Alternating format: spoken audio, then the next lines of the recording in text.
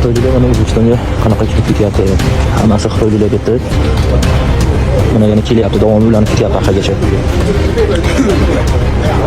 Deyarli bitta hozir 90%mi, 80% hammasi Xitoyda O'zbekistonga ketyapti mana.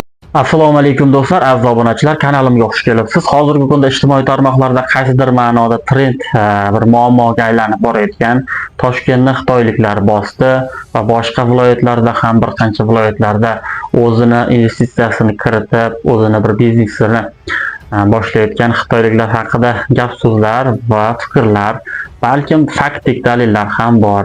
Va bundan tashqari Toshkentda bir necha bozorlarni sotib olganligi haqida ham xitoyliklarni gap so'zlar va faktik dalillar bor. Xo'sh, Xitoy bu darajaga kelishligi uchun hozirgi kunda bilasiz, Amerika davlati bilan bemalol tenglasha olayotgan, balki bir necha yillardan keyin Amerikadan ham iqtisod jihatdan o'tib ketadigan davlat sifatida ko'rilmoqda.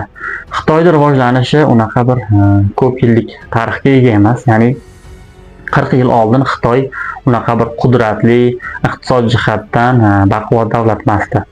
1978-yil Deng Siyopin tomonidan 5 ta tamoyil asosida Xitoyda rivojlanishi uchun turli xildagi shunday iqtisodiy resurslar va iqtisodiy yo'nalishlar bo'yicha rivojlanish olib borildi. Birinchidan o'sha davlat mulklarini, ya'ni xususiylarga xususiylashtirish va bundan tashqari o'sha oddiy dehqon xo'jaliklaridagi yerlarni ham qishloq xo'jaligidan chiqarib xususiy yerga berib va buni asnosida ilm, fan, texnikaga bo'lgan qaysidir ma'noda urg'uni berish oqibatida Xitoyda rivojlanishiga olib kelindi. Hozirgi kunda mashina sanoati bo'yicha ham Xitoy boshqa davlatlarga nisbatan ham to'g'ri qaysidir ma'noda mashinalarida brend sifatida ko'rilmasligi mumkin, lekin komfort jihatdan, mashinalarda aqllilik jihatdan Xitoy o'sha Germaniyani ham va boshqa mashina ishlab chiqaradigan bir qancha kuchli davlatlarni ham ortda qoldirdi desak bo'ladi. Chunki Xitoyda ishlab chiqarilayotgan mashinalarda aqllilik darajasi o'ta kuchli va qaysidir ma'noda juda ham bir o'sha insonga komfort beradigan va insonga qaysidir qulaylik beradigan mashinalar sifatida ko'rilmoqda. Va hozirgi kunda o'sha kuchli davlatlarni ham ko'plab texnikalari o'sha Xitoy hududida ishlab chiqariladi. Va bundan tashqari Xitoy sun'iy intellekt jihatdan ham, robot yaratish, ishlab chiqarish jihatdan ham kuchli davlatlar qatoriga kirdi.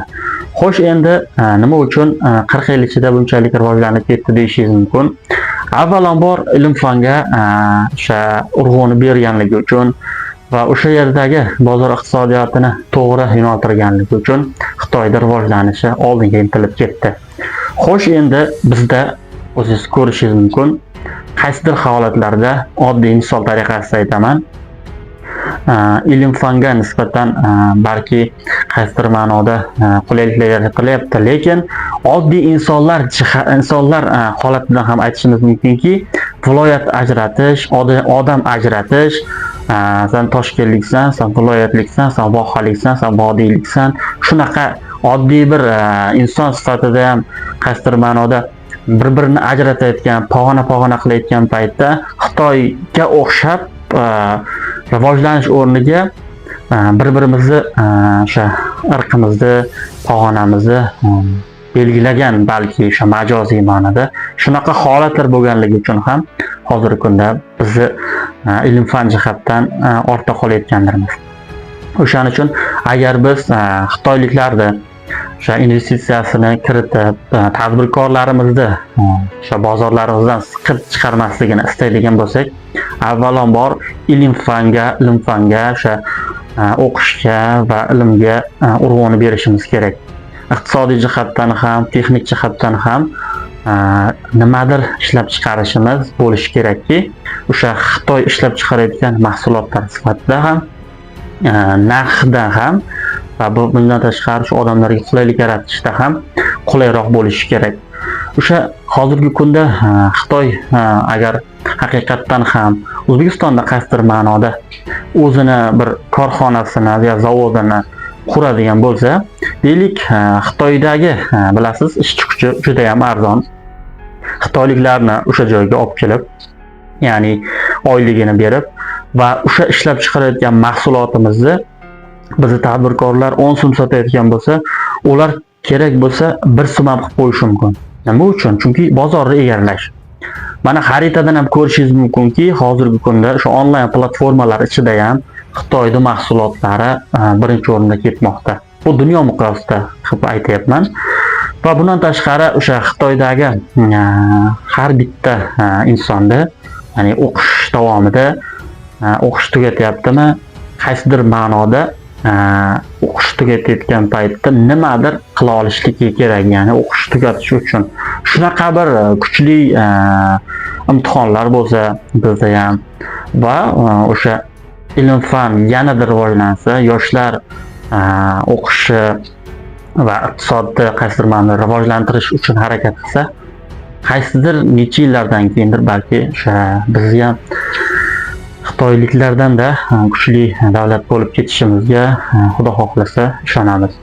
O'shaning uchun biz jipsligimizni yo'qotmasligimiz kerak. O'sha viloyat ajratish, odam ajratish va hokazo. Endi o'sha xitoyliklar investitsiyasini bu joyga kiritayotganligi bu qaysidir ma'noda katta bir muammo emas, chunki ko'pchilik buni bir muammo sifatida, dolzarb bir muammo sifatida ko'rmoqda. Lekin aslida bu hech qanaqa bir katta darajadagi muammo emas.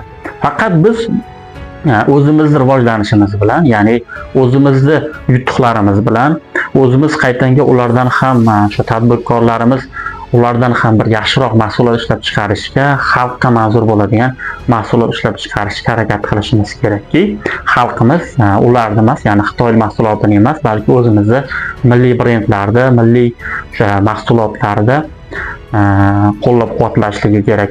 Ham o'sha narsani aytgan bo'lardim, iltimos odam ajratishga va turli xildagi ijtimoiy tarmoqlarda bekorchi videolarni ko'rishga ketayotgan vaqtimizni qaysidir ma'noda nimagadir foydaliroq rivojlanishimiz uchun foydaliroq ishga sarflaydigan bo'lsak, ayta olamanki, bir necha yillardan keyin biz ham xuddi Xitoy singari, Xitoy 40 yilda shu darajaga kelgan bo'lsa, biz mayli 50 yildadir, 100 yildadir balki o'sha darajaga yetamiz. Faqat aytib o'tganimdek, ilm-fanga urg'uni berishimiz kerak.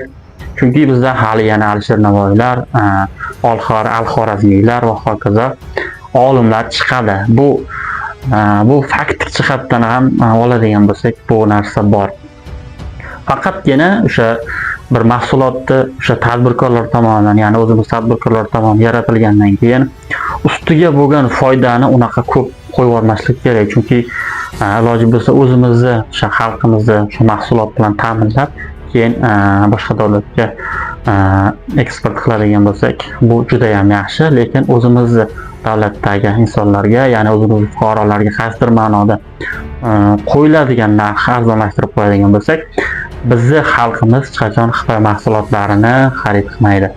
Va o'zingiz ham ko'rishingiz mumkinki, o'sha Xitoyda yana bir rivojlanib ketishining sababi, hop, har bitta mahsuloti arzonligi. Misol uchun telefonlar borki, masalan iPhone va boshqa telefonlarga nisbatan endi iPhone telefonlar qimmat bo'lishi mumkin, lekin o'shani vazifasini undanda kuchliroq bajarib beradigan Redmi, Xiaomi va boshqa bir qancha Xitoy telefonlari bor. O'zingiz ko'rishingiz mumkin, o'sha nima jihatdan, texnologiya jihatdan, texnik jihatdan iPhone telefonlaridan ham kuchliroq. Aziz do'stlar, nima bo'lganda ham to'g'ri yo'ldan borishligimiz kerak. Bunaqa bir muammolarni bir dolzarb muammo sifatida ko'rish kerak emas.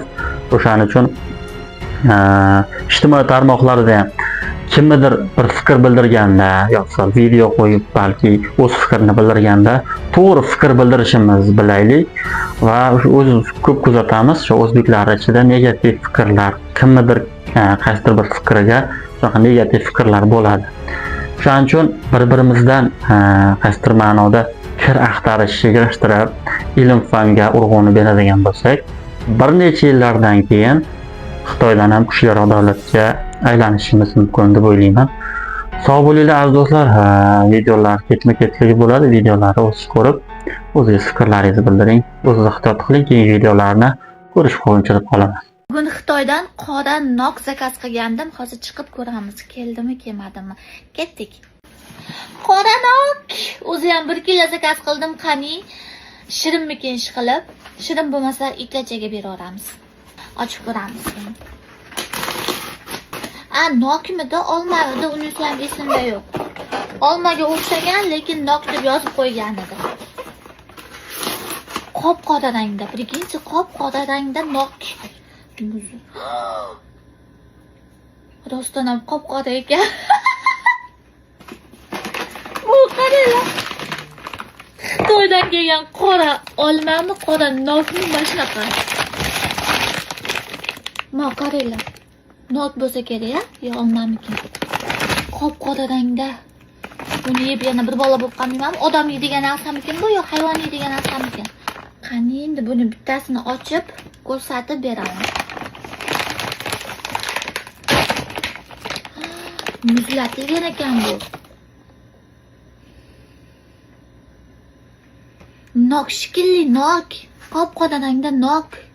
Naqli qop-qora ekan. Lekin muzlatilgan ekan. Nimaga muzlatilgan?